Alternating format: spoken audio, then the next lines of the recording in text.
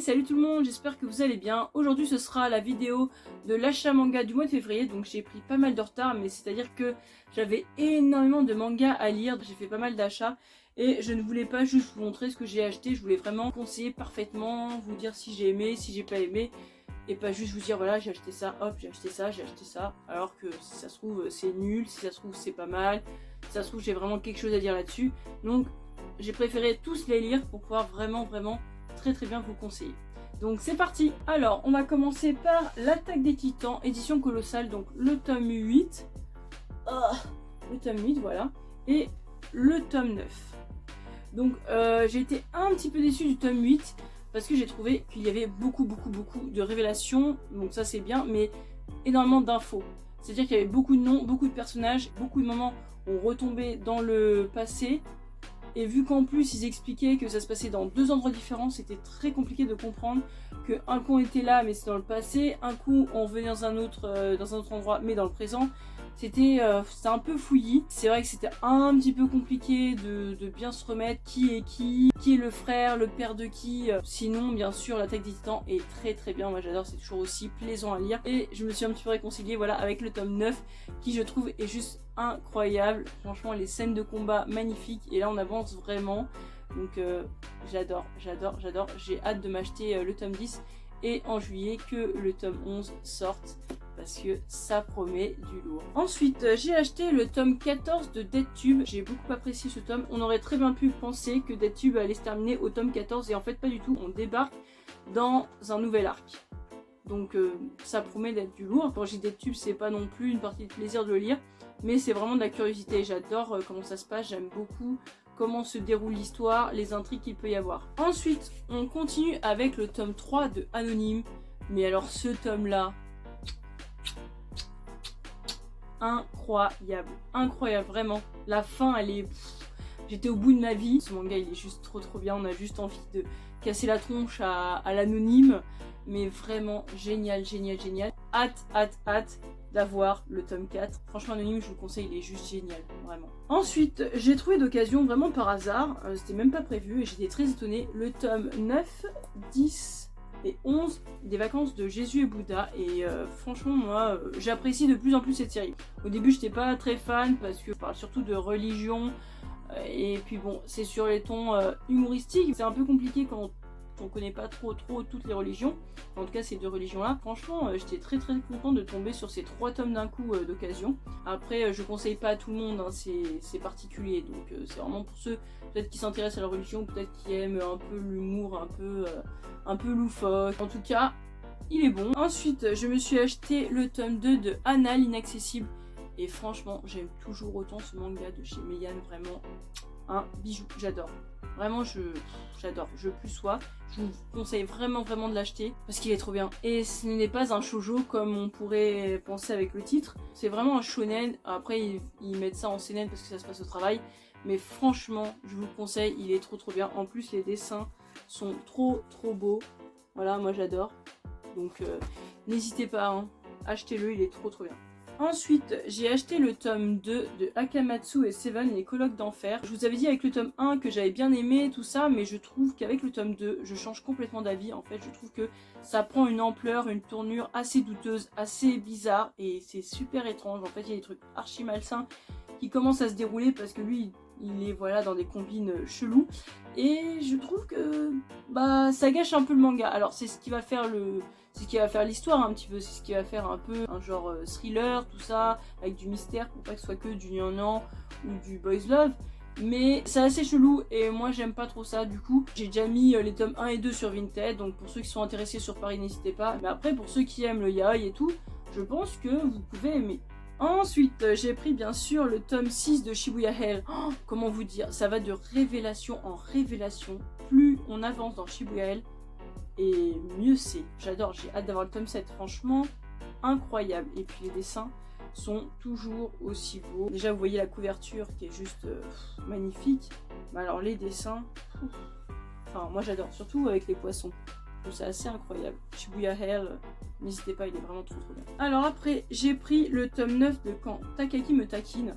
Donc voilà, toujours aussi mignon, toujours aussi simple, toujours aussi frais, toujours aussi léger, et en plus il se lit très très vite. Surtout quand on va mal, quand on a besoin de se changer les idées, quand tout va mal et tout ça.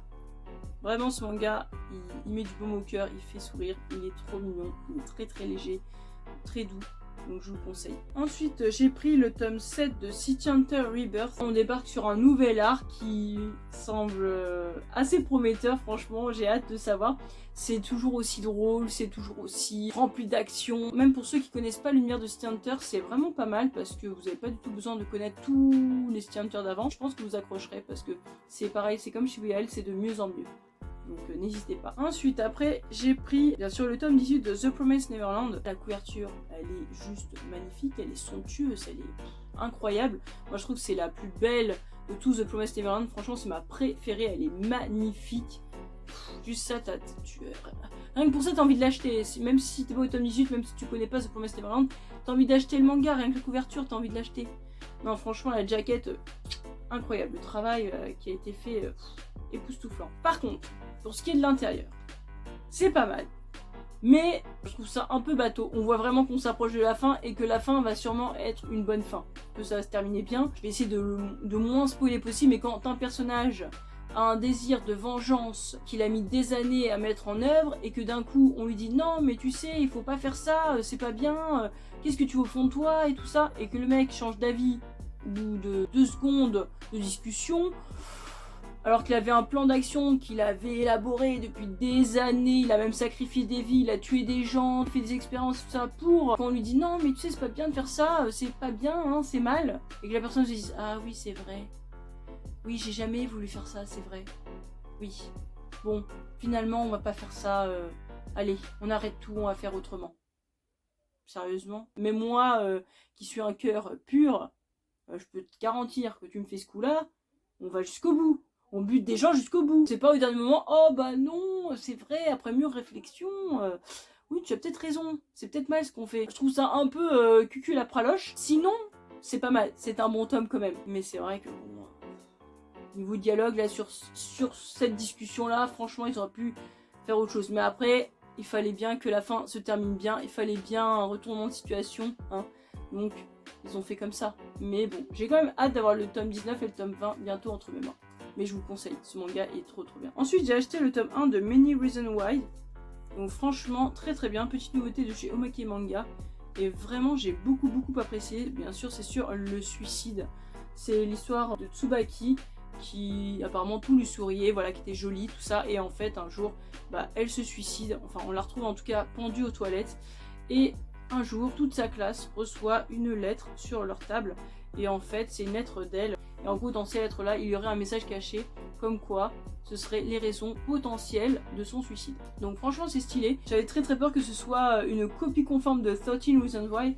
J'avais très peur parce que déjà la série plus le livre moi que je me suis tapé, franchement j'avais pas envie de me retaper la même chose dans un manga. Et franchement très belle surprise, j'ai hâte d'avoir le tome 2. Ensuite parlons de La Dame de la Chambre Close qui est un one shot. Donc c'est fait par l'auteur, enfin le mangaka de Dragonhead, que je n'ai toujours pas acheté, ne me tapez pas, j'hésite justement. C'est pas mal, mais bon, c'est censé être un manga d'horreur. Alors effectivement, il y a de l'horreur, on sent l'angoisse et tout ça, mais c'est un peu frustrant. Et c'est très frustrant parce que je suis sûre, et j'en suis sûre, que ce manga-là s'est inspiré d'une légende urbaine japonaise, et je ne connais pas cette légende, donc c'est un peu frustrant. J'ai vu beaucoup de critiques sur ce manga qui disait « Ce manga est vraiment génial, c'est un manga d'horreur, il est incroyable, on sent le stress, le dessin fait flipper, l'histoire, tout est parfait, c'est incroyable. » J'ai voulu y croire. Vraiment, j'ai voulu y croire. Mais quand j'ai terminé le manga, je me suis dit « Quand tu lis du Umeizu et quand tu lis le personnage, c'est dur. C'est dur de retrouver un aussi bon manga d'horreur, je trouve. » Parce que je sais que cet auteur-là, il est réputé pour faire des très bons mangas d'horreur et tout ça. Mais, désolé, hein, il peut pas dépasser Umeizu ou même le personnage. J'étais super pressée de le lire parce que je voulais trop le conseiller. Je me suis dit, oh là là, génial et tout. Même s'il est plus commercialisé et qu'il est assez dur à trouver, je me suis dit, ouais, je vais le conseiller. Je peux le conseiller pour un premier manga d'horreur. Pour tous ceux qui ont déjà lu Baptisme, qui ont lu L'école emportée, après vous pouvez tester, peut-être que vous allez apprécier. Mais c'est vrai que c'est pas du tout le même level. Peut-être que Dragon Head c'est différent, c'est vraiment flippant, c'est vraiment génial. Il y a plusieurs tomes et puis c'est des gros tomes. Là c'est en un seul tome, forcément c'est moins bon. Franchement c'est pour ça que je me tâte sur Dragon Head parce que celui-là ne m'a pas extrêmement convaincu. Même si je le gardais, il est bon, mais bon il n'est pas incroyable non plus. En tout cas j'aime beaucoup la jaquette, c'est pour ça que ça m'a intrigué franchement. Et même le titre et les dessins peuvent faire flipper, oui éventuellement. C'est vrai que la dame elle fait flipper. Voilà, je vous montre un petit exemple. Pour un premier manga d'horreur, oui, c'est pas mal. Ensuite, j'ai le plaisir de vous annoncer que je suis enfin à jour sur une série, Real Life, avec le tome 11, 12, 13 et 14. Voilà, il y a 14 tomes actuellement sortis en France, donc je suis très contente. Le tome 15 sort le 15 avril, il me semble, et ça va être le dernier, et j'ai pas du tout envie parce que franchement c'est trop bien. En plus, c'est sans couleur, comme je vous l'ai déjà montré dans une de mes vidéos. Clairement, moi j'adore et franchement c'est trop plaisant à lire. J'aime beaucoup ce manga et je vous le conseille. Vraiment, il est trop bien. Ensuite, j'ai le plaisir de vous annoncer que j'ai terminé, enfin je suis à jour dans une deuxième série aussi, dans cet achat, en tout cas du mois de février. Je suis très contente parce que j'ai eu tous les tomes manquants en occasion, à part le tome 35, et ce n'est autre que Berserk. Voilà, donc le tome 34, le tome 35 c'est le seul que j'ai eu en neuf, le tome 36, le tome 37, le tome 38, le tome 39 et le tome 40. Et je trouve ça injuste de nous laisser sur un tome 40 comme ça, quoi, aussi complet. Parce que franchement, il se passe un truc de dingue qu'on attend depuis le tome 13 ou 14, je sais plus. Mais franchement, c'est un chef-d'œuvre. Là, ça va me faire bizarre qu'il n'y ait plus de Berserk pour l'instant. Je sais pas quand est-ce que l'auteur va sortir le tome 41.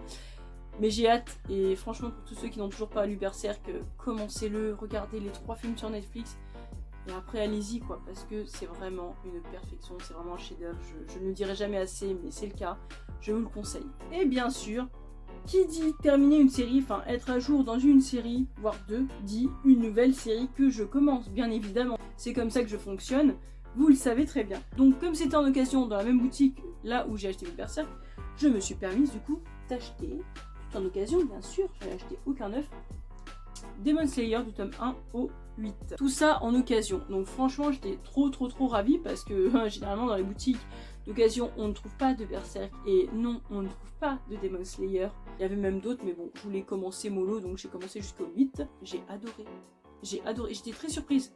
J'étais très perplexe. Franchement le tome 1, une perfection, j'ai adoré, ça m'a vendu du rêve.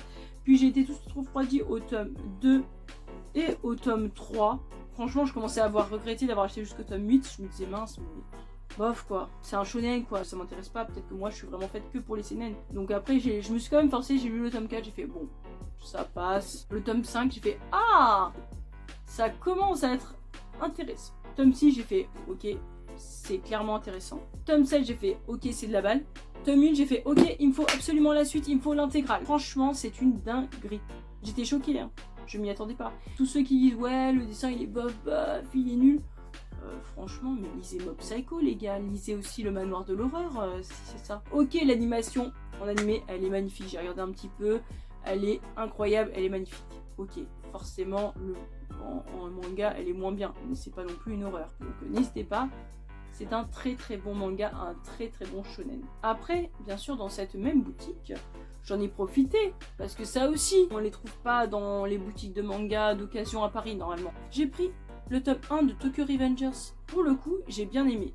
C'est pas incroyable, mais j'ai bien aimé, c'est intriguant, j'ai bien envie de m'acheter la suite, mais ça va pas être une priorité, donc je vais vraiment prendre mon temps. Mais sinon, pour tous ceux qui aiment les Furios, franchement, je vous conseille. Il a l'air vraiment pas mal du tout. Et bien sûr, le meilleur pour la fin, donc c'est vraiment un gros coup de cœur que j'ai eu. Franchement, je pensais pas du tout, je pensais que j'allais peut-être apprécier, mais sans plus. Ce n'est autre que les 3 tomes de Spy X Family, ou Spy Family, je sais pas comment on le dit, mais franchement, énorme coup de cœur. Il a détrôné plusieurs mangas, là, en 3 tomes. Franchement, il est dans mon top 10, peut-être même qu'il pourrait intégrer mon top 5, c'est pour vous dire. Non, vraiment, j'ai super apprécié ce manga, franchement, il est juste génial.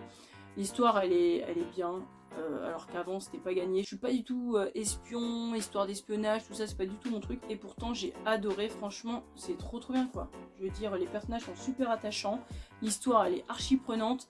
Et puis même il y a de l'humour, et l'humour il est drôle, pour le coup il est vraiment drôle quoi. Moi j'ai adoré, en plus ils ont chacun leur personnalité et leur pouvoir, enfin leur couverture. Elle c'est une tueuse à gages, elle lit dans les pensées, et lui c'est un espion. Et voilà, ils doivent former une famille ensemble. C'est trop drôle parce que du coup elle sait pas du tout que c'est un espion, elle sait pas non plus que la petite lit dans les pensées, lui il sait pas non plus pour les deux, et c'est trop drôle parce que ça fait des situations très cocasses, très drôles. Chacun interprète à sa manière un peu le comportement de chacun, et c'est ça qui est drôle. Et moi c'est ça qui me touche. Je trouve que de plus en plus ils forment une fausse famille bien sûr, mais au bout d'un moment, au fur et à mesure du manga, ils comprennent, ils s'attachent les uns les autres. C'est un manga assez émouvant au final. Moi, c'est ça que j'aime dans un manga, quoi. Généralement, c'est quand il y a un peu de sensibilité, une sensibilité assez profonde, assez mature, et on la trouve dans ce manga. Et en plus, il y a de l'humour, et l'humour que j'aime, quoi. Il y a même de l'ironie et tout ça. Et le dessin, parlons-en du dessin, moi j'adore, et j'adore les couvertures. Franchement je trouve que la couleur elle est juste parfaite. Moi j'adore, franchement moi je kiffe. Et en plus j'ai eu tellement de coups de cœur que j'ai demandé à la boutique à Versailles si je pouvais avoir quelques trucs. Donc déjà ils m'ont donné bien sûr les marque-pages, bien sûr j'étais trop contente. On dirait vraiment que j'étais une grosse fan, hein, parce que le même jour j'ai eu le tome 3, les marque-pages plus ça. Je mets dans mon Mangatech, ça rend super bien.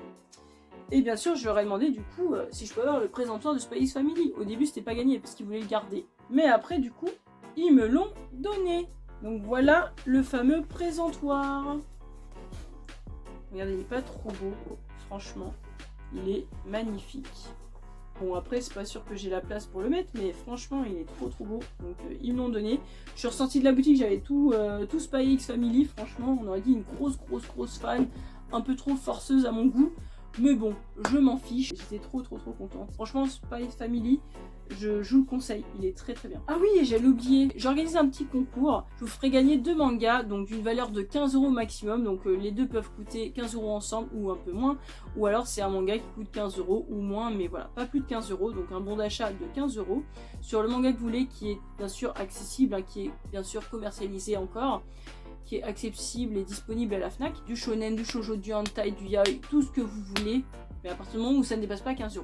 Pour participer et pour tenter bien sûr de gagner tout ça, je vous propose juste de laisser un petit commentaire en dessous de la vidéo avec marqué je participe, et pourquoi pas mettre le manga ou les mangas que vous aimeriez gagner. Et puis je ferai un petit tirage au sort et je mentionnerai le gagnant dans ma story Insta, mais aussi certainement dans ma prochaine vidéo qui viendra peut-être le week-end d'après ou encore après. Donc en tout cas vous saurez les résultats le week-end d'après dans ma story Insta. J'espère que ça vous fait plaisir en tout cas, et que vous serez nombreux. Donc on arrive à la fin de la vidéo, j'espère qu'elle vous aura plu. En tout cas n'hésitez pas à lâcher un petit pouce bleu si vous avez aimé, et à vous abonner pour de prochaines vidéos. Salut!